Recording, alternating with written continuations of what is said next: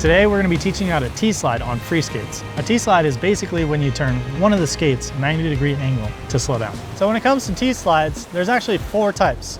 There's backside, there's front side, and then the front foot, backside, front side also. The back foot is what we're mostly focused on today because that's the easier one to learn. So when it comes to T-slides, it takes some time to learn. But when you do learn it, it just creates a whole new world. You can use it for slowing down, you can use it for style, you can use it for like many things. T-slides are also great for like getting your way into a grind. Majority times that I ever do my front side T-slide is for style. It's not for slowing down. On like a sand patch, because then it also doesn't wear the wheels down as much. The best terrain is slight grain of sand, which is what we have here on the boardwalk, right? So we actually get to skate this every day. When you practice it on sand, it's like playing with cheat it's so codes easy, on, right? yeah. I think we're gonna get people going out and buying bags of sand just to throw down on their, on their casual like streets. If it's asphalt, asphalt's really sticky, very hard to learn on. You can only grind during certain sections of the year, like fall when there were leaves bundled up in certain patches on the road. You could grind the patches. So you actually can use leaves? Yeah, you can use leaves. Interesting. A puddle of water is gonna probably bring up a lot of water and that's bad for your bearings. But like a very thin layer of wet. Rainfall or something. Or yeah, somebody like sprinkled some water down on the pavement. That's gonna slide a lot. It gives you more friction, Exactly. less friction, sorry. The sand is a great way to learn first.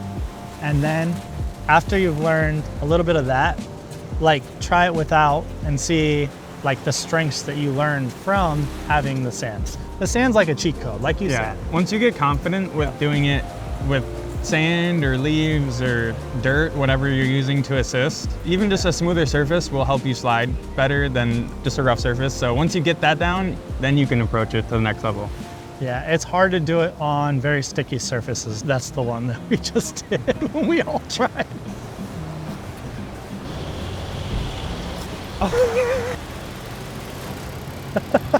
One of the biggest mistakes people have is not bending their knees enough. When it comes to everything on Freeskates, bend your knees through tricks, through everything. When your knees are straight up, like you just prone yourself to falling no matter what. Do you want to try a T-slide with straight legs? Yeah. Ew, don't do it. Why are you skating like that, man? I feel so weak.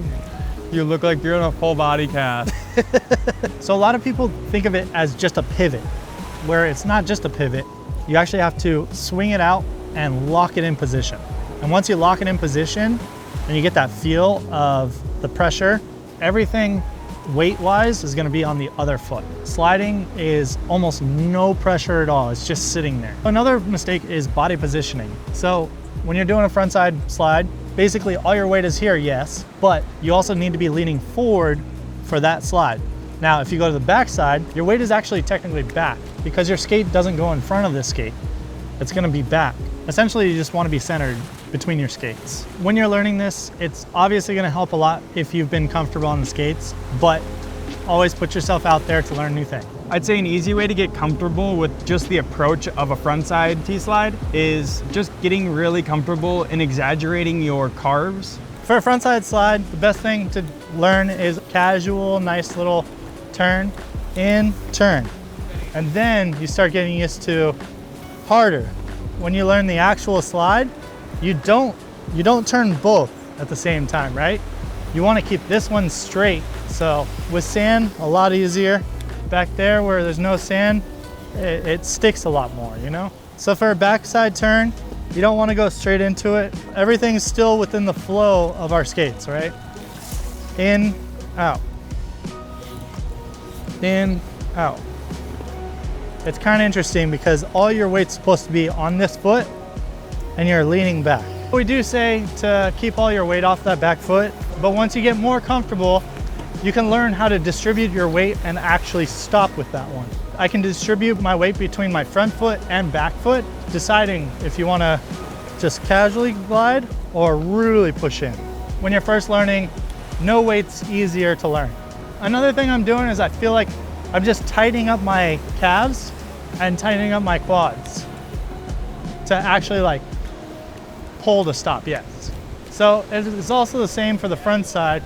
The front side is a lot of no weight, and then if you're trying to stop, really dig in. And for that one, you can dig your heel in too. You can actually use your heel to slow down. That's a gateway to the power slide. So these T-slides and general power slides are gonna wear your wheels a lot more.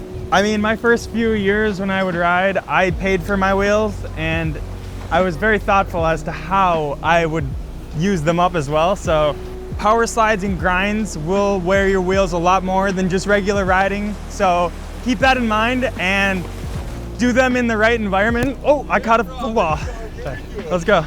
Yeah, just be selective as to like where you're skating, how many of these grinds you're doing, because you're gonna pay the price if you do them and run your set to the, core.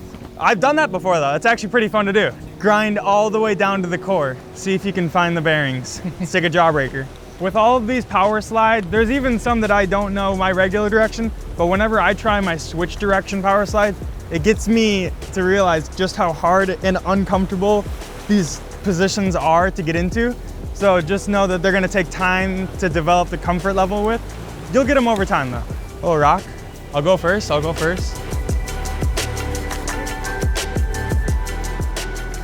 I caught it with my finger. Yeah, just one finger. Ow. If you have any questions, leave them in the comments below. And if you want to check out another YouTube video, check this one out. And don't forget to roll with us.